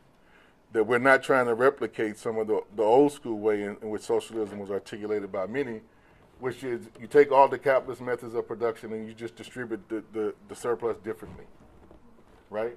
Because that was still just an extractive system, just looking at the earth as something you constantly take from. And it was constantly something that only serves human needs, as if we're the only species on this planet that really matter, right? That part we're like, no, we got to have a whole new articulation. So our articulation of that is eco-socialism. It's a great word, it's a fancy word. We don't know what the hell that means yet, right? We really don't know what that means yet, other than the principles of trying to do it differently with this view in mind. We could call it energy justice, or we could just call it the enlightened economy. You know, really where we need to go. Going down the barrel of a very big pipeline, which is a $7 billion boondoggle of stranded assets. We'll talk about that later. But I'm looking down the pipeline, you know, at the barrel of this pipeline, and I'm looking, what could $7 billion do in Minnesota? What could it do to make a new Green Deal? In my territory, for instance, on the Iron Range, there's a new solar plant that has gone in to make solar photovoltaic panels. And on my reservation, we are just beginning, and in February we should be operational, a solar thermal panel manufacturing facility. And then we have this larger vision, which, you know, it's not just renewable energy, it's efficiency, and then it's also local foods and the next economy. Our interest in the next economy, I mean, to be honest with you, Amy, I didn't really like this economy too much, didn't work out too well for my people. You know, so the next economy has to be something that reaffirms our relationship to the earth and gives us a shot. Elect Deb Haaland of New Mexico. She's one of 2 Native American women, the first 2, the other Sharice Davids of Kansas, who will be in Congress ever. Yep. Deb Haaland went to the standoff at Standing Rock. Yes. It was a school for so many, even those who are going into electoral politics. Rock was an example of, you know, regulatory capture when your whole system is controlled by corporations, and in a state that we call the Deep North, you know, and you experienced the Deep North. And, you know, so we all got a lesson at Standing Rock. We got a pretty good lesson. And, you know, since that time, pipelines have not gone so well, you know, for any of these corporations. So, I mean, social movements and lawyers are who stop pipelines. Social movements and lawyers. The overall goal still is, you know, to build like a dual power, you know, so that the way that we can, the community itself can check the repressive apparatus of the state, but also institute its own programs for how to manage its own affairs, how to govern its own affairs at the level of the community absent of the state. Those are the 2 aspects of building this dual power. Also are very kind of clear-headed about what you're up against and how there are powerful forces that want to make sure this does not succeed. Oh, yeah. I mean, you start with just what's right next door to us in Mississippi, you know, in Rankin County and Madison County, and how they're trying to drain the city of Jackson dry. You start with our governor. You start with the more open and vicious Klan forces that are right next to us. And then you scale that up. You know, Trump has Jackson Square on his radar screen. Everybody should be aware of that. Ultimately, we should be measured by the extent that we actually have set out to actually execute it in practice, right? With practice being the ultimate criteria of evaluation, right? And it's presenting an alternative practice that we think will move people who normally don't get moved to engage in politics. And when I say politics, I am not meaning that in any form or fashion around electoral politics, right? Electoral politics is, to me, a minimal aspect of being a political subject. And to me, I would argue being a political subject is somebody who engages in social solidarity with the people around you. No, it started, or it emerged in the PKK, which is a rather conventional Marxist-Leninist, you know, guerrilla group in its origins. But something about its history took it in this radically new direction. A lot of it was internal processes of women guerrillas sort of asserting themselves and introducing feminism as a big theme. Part of it had to do with the particular intellectual evolution of their leader, Öcalan, who's become this, since his arrest and imprisonment in this like island prison in Turkey, has been reading a lot of Murray Bookchin and a lot of feminist theory, and came around to a much more anarchist position. Basically, he's decided that rather than demanding a state of their own, they wish to simply make borders irrelevant and dissolve away states entirely. And it's kind of made sense to people in that part of the world. Remember, the Kurds are a population who are divided between Iran, Iraq, Syria, and Turkey. The idea of their somehow carving a government out of that seems unlikely, and they also make the rather common point you hear a lot of, actually. People say, well, you know, we come to realize in this part of the world, demanding your own country is basically the same as saying, I demand the right to be tortured by secret policemen speaking my own language. You know? Nous ne sommes pas un État. Nous sommes une administration autonome. Le 21 janvier 2014, nous avons annoncé l'auto-administration démocratique du Rojava avec toutes les composantes de la société qui y ont adhéré, Kurdes, Arabes et Syriaques. Et nous avons établi un contrat social reconnu par tous, par consensus. C'est un modèle pour une Syrie de demain. Nous souhaitons une Syrie décentralisée. So they've come around to this idea of bottom-up direct democracy and sort of eliminating borders is the best way that they could come up with something like a Kurdistan that would make sense. Ici, comme partout au Rojava, les habitants sont organisés en communes, des conseils de quartier qui regroupent une centaine de maisons et s'occupent de la protection du voisinage et de l'aide aux plus faibles. Nous, les femmes, on essaie de s'organiser dans les communes. On fait des formations pour les femmes et on apprend à se servir des armes. Il y a des communes mixtes et des communes de femmes comme celle-ci. Les représentantes sont élues et révocables. La femme, c'est la vie. Essentially, what they have done is created, it's very interesting. I've described it as a dual power situation, but it's the first time in human history, I think, where you have a dual power situation where the same guy set up both sides. So they have a thing that looks like a government. It's got a parliament, it's got like ministers, they pass legislation, but they also have the bottom-up structures. The bottom-up structures is what they call democratic confederalism. Every neighborhood has an assembly, and every assembly has working groups. You know, there are people who handle health issues and medical issues and security issues. And each one of those groups, each assembly and each working group, also has a women's group. They have to have 40% women or they don't have a quorum, but they also have an all-women's group that can veto anything they say. So it has to be, everything is gender balanced. All officials, there's two, one male, one female of everything. Also the army is like that. That's why they have all those famous images of the women with weapons. Depuis la libération de Raqqa, la région autonome s'est étendue. Les grandes tribus arabes ont adhéré au projet démocratique du Rojava et à son contrat social. Pour l'administrer, une nouvelle entité, le Conseil démocratique syrien, s'est installé à Inissa. Il regroupe divers partis, à sa tête un imam et une femme kurde. 30% du territoire syrien est sous contrôle des forces démocratiques de Syrie, ce qui représente 4 millions de personnes dans la région autonome. C'est un territoire très riche, qui produit 70% de l'économie syrienne.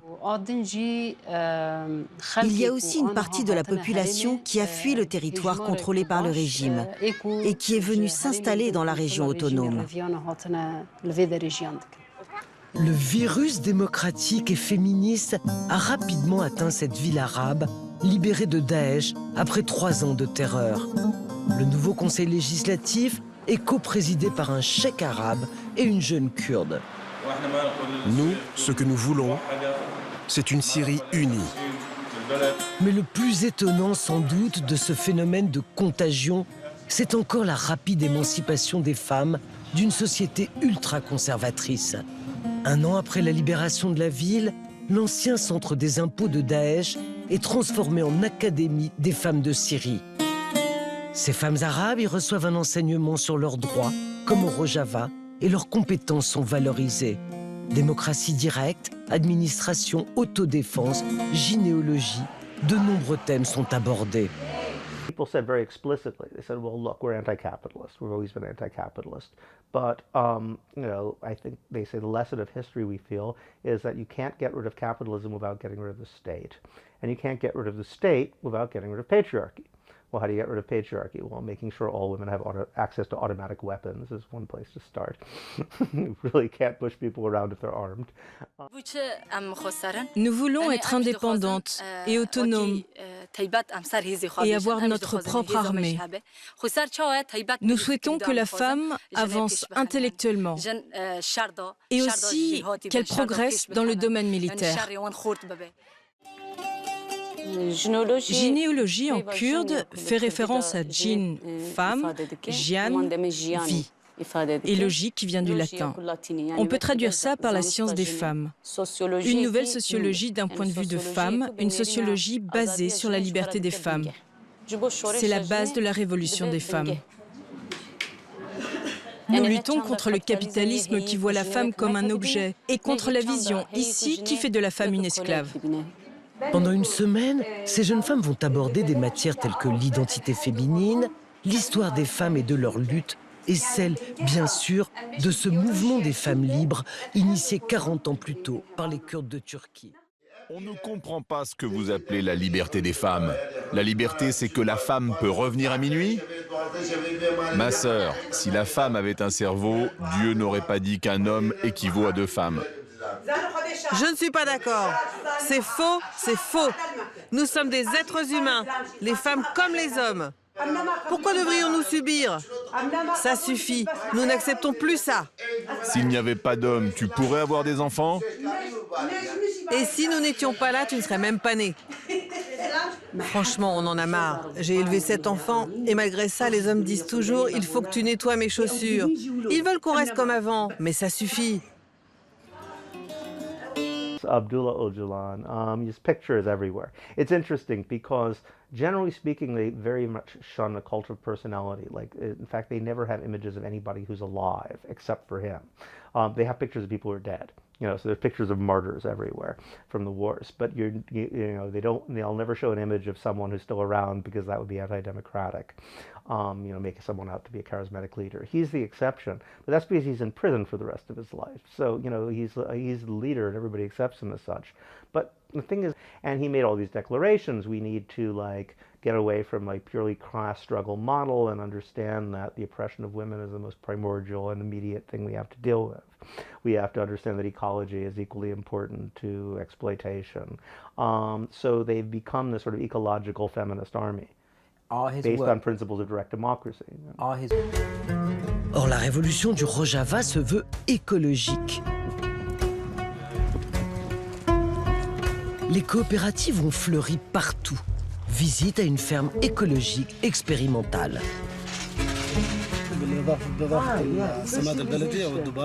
On va mettre des graines ici, puis une couverture en plastique pour faire monter la température et protéger la terre des bactéries, des insectes et des plantes nuisibles.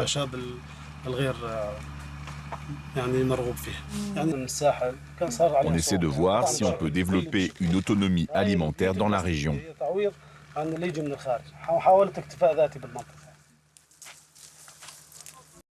In the history of capitalism, destroy people's means of reproduction, makes it impossible for millions and millions of people across the world to have access to means to reproduce their life, right? Which means that they are made available for the most intense forms of exploitation, right? That in response to that, you know, what we see, what has been happening in so many places has been, right, the communities and women in particular within them have begun to reconstitute new forms, constitute new forms of reproductive work, more collective, more cooperative, and in the process, not only enabling, you know, so many people that would be destined to extinction to survive,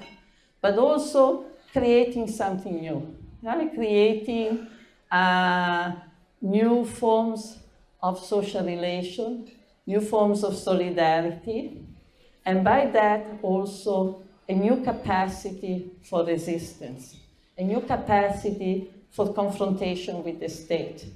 Put my thoughts in loftier terms I'll borrow one last time from Martin Luther King Jr., who said on April the 4th, 1967, "I am convinced that if we are to get on the right side of the world revolution, we as a nation must undergo a radical revolution of values. We must rapidly begin the shift from a thing-oriented society to a person-oriented society.